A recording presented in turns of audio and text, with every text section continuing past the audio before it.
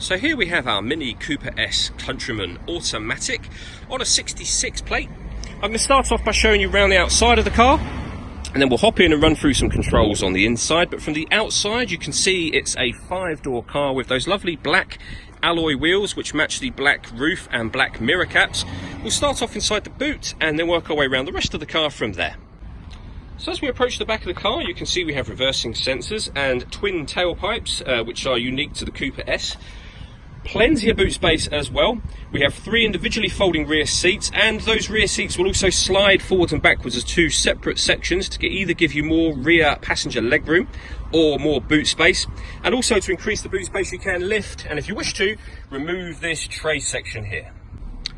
Okay, so we're just going to work our way back round to the front of the car, and then we'll hop in and run through some controls on the inside. But now that we've done a full circle of it, you can see that it's in excellent condition the whole way round. Just briefly before I climb in, I think it's well worth seeing the interior from this exterior point of view. We've got full leather seats, as you can see. There's plenty to run through on the dashboard, so let's hop in and we'll do that right now.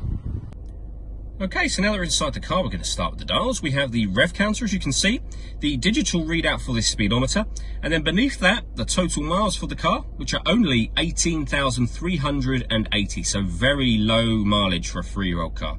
Also within that section, you can see the P to highlight that this car is currently in park with this automatic gearbox, and it will show you whatever gear we are in this car in that section.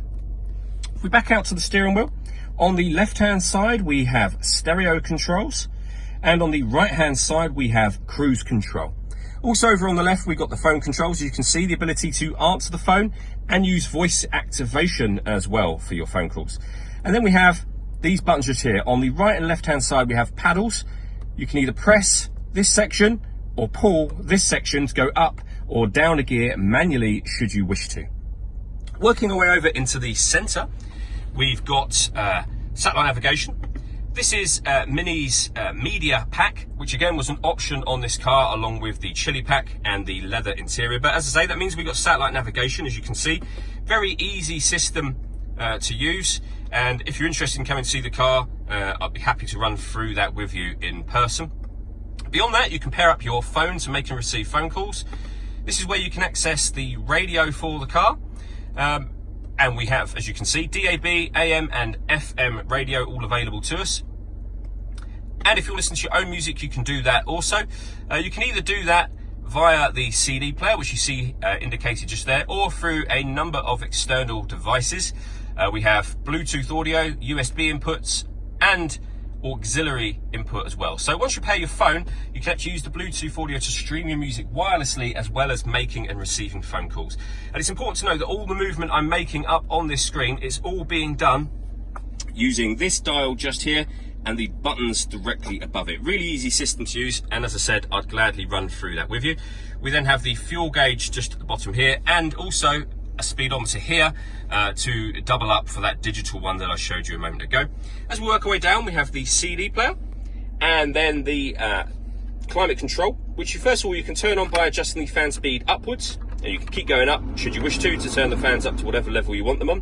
On the other side, you can increase or decrease the temperature. When you're happy with the settings, you can determine where you'd like the air to be distributed within the car, and then hit that button to turn the air conditioning on. Same again, of course, to turn it off. Or you can hit auto, and the car will now maintain 18 degrees by taking full control of the fan speed for you. You can hear it doing that, and you can override that whenever you wish to. This car has also got a proper heated front screen, which was optional, as well as the heated rear screen. Below that, we've got heated driver and passenger seats with 3 different heat settings each. Again, they were an option on this car. And a couple of other buttons. You can turn on or off the front and rear fog lights from here. You can put the car and the gearbox into sport mode or back into normal. You can lock the car doors from the outside, and you can turn off traction control as well. And lastly, we have the gear lever for the fully automatic gearbox. All that leaves for me to say is thank you for taking the time to watch this video.